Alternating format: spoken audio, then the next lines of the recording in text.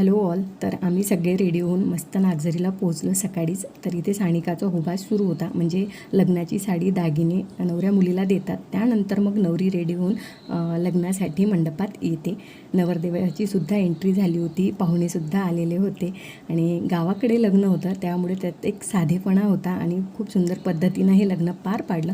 आणि सगळ्यात महत्त्वाची म्हणजे या शुभकार्याची सुरुवात आपल्या छत्रपती शिवरायांच्या आरतीने झाली.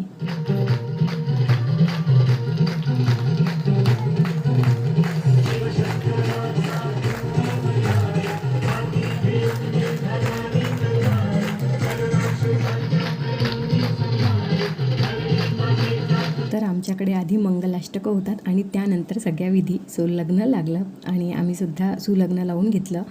सानिकाची आणि पाहुण्यांची भेट घेतली. त्यानंतर मग सगळ्यांची जेवणं वगैरे झाली आणि मग झाले विधी, कन्यादान आणि सप्तपदी. त्यानंतर नवरदेव नवरीचं सुद्धा जेवण झालं आणि मग झाली बिदाई.